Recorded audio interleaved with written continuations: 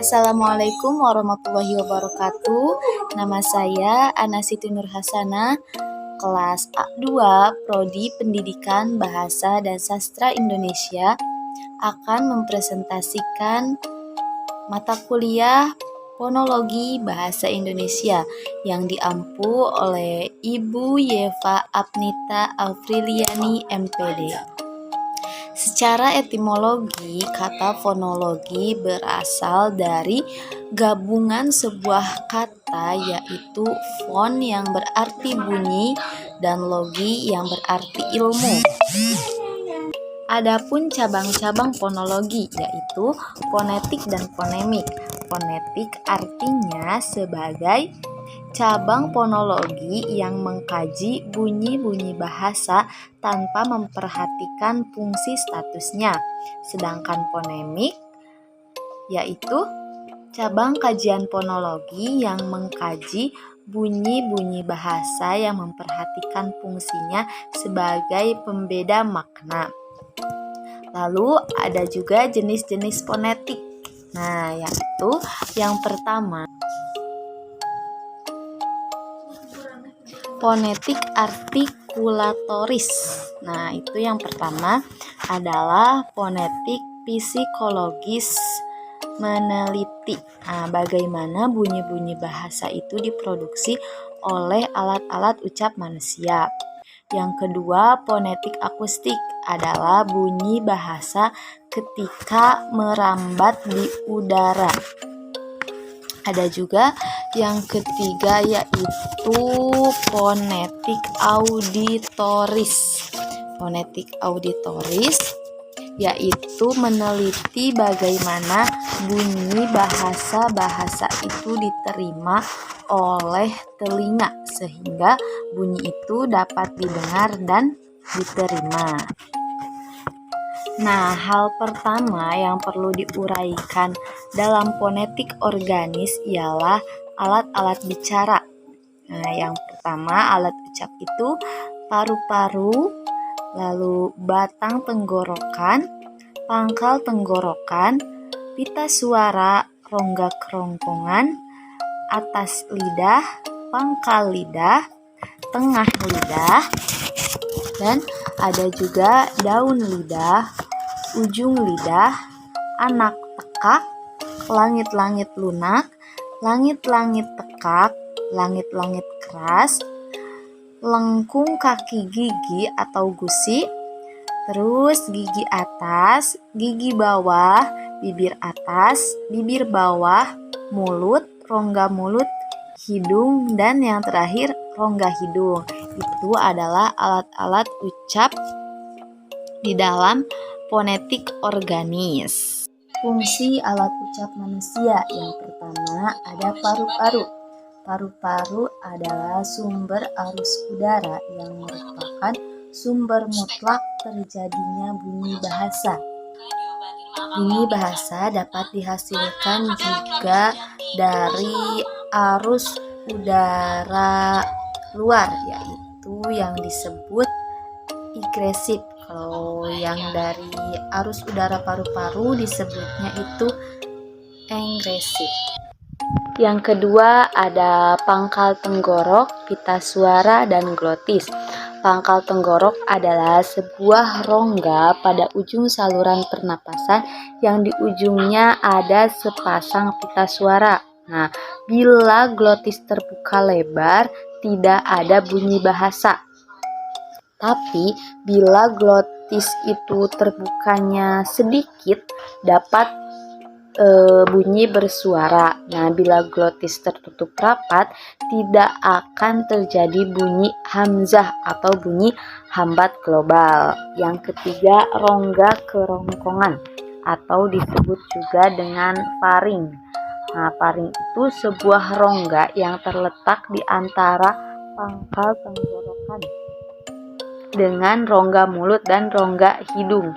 Faring berfungsi sebagai tabung udara yang akan ikut bergetar bila pita suara bergetar. Bunyi bahasa yang dihasilkan disebut bunyi faringal. Dan yang keempat yaitu langit-langit lunak atau disebut dengan pelum. Ada anak tekak, upula, dan pangkal lidah yaitu dorsum. Pelum atau langit-langit lunak dan bagian ujungnya yang disebut upula dapat turun naik untuk mengatur arus udara keluar masuk melalui rongga hidung atau rongga mulut. Upula akan merapat ke dinding paring kalau arus udara keluar melalui rongga mulut dan akan menjauh dari dinding paring kalau arus udara luar melalui rongga hidung. Bunyi yang dihasilkan kalau udara melalui rongga hidung disebut bunyi nasal, dan kalau udara keluar melalui rongga mulut disebut bunyi oral. Bunyi yang dihasilkan dengan pelum sebagai artikulator pasif dan dorsum sebagai artikulator. Yang kelima ada palatum, ujung lidah, dan laminum. Nah, palatum sebagai artikulator pasif dan ujung lidah artikulator aktif.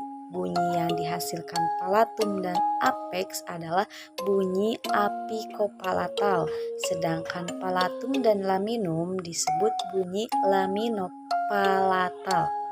Yang keenam ada gerak gigi atau alveolum, apeks, dan labium. Nah, pilpeolum sebagai artikulator pasif dan apeks sebagai artikulator aktifnya. Bunyi yang dihasilkan oleh alveolum dan apeks disebut bunyi alpikoalveolar. Bunyi dari alveolum dan laminum disebut bunyi laminoalveolar. Nah, dan yang ketujuh yaitu ada gigi atau dentum, ujung lidah, dan bibir. Bunyi oleh gigi atas dan apeks adalah bunyi apikodental, dan bunyi oleh gigi atas labium disebut bunyi labiodental. Sedangkan apeks berada di antara gigi atas dan bawah disebut bunyi interdental.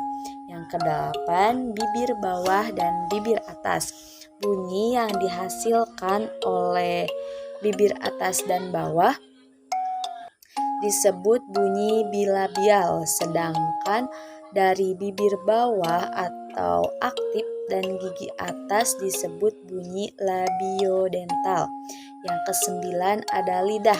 Nah, lidah terbagi menjadi 4, yaitu ada apeks, laminum, dorsum, dan akar lidah. Lidah sebagai artikulator aktif dan alat-alat ucap yang terdapat pada rahang disebut artikulator pasif. Yang ke-10 yaitu mulut dan rongga mulut. Kalau bentuk mulut memundar, maka bunyi vokal bundar atau bulat begitupun sebaliknya. Semua bunyi yang dihasilkan di rongga mulut disebut bunyi oral sebagai lawan bunyi nasal melalui rongga hidung. Dan yang terakhir yaitu rongga hidung. Nah, bunyi bahasa melalui rongga hidung disebut bunyi nasal. Bunyi nasal dihasilkan rongga hidung disebut bunyi nasal. Bunyi nasal dihasilkan dengan menutup rapat-rapat arus udara di rongga mulut.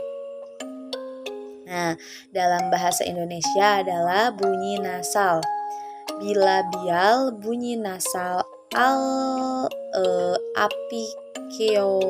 apikioalveolar, bunyi nasal laminopalatal, dan bunyi nasal dorseperal.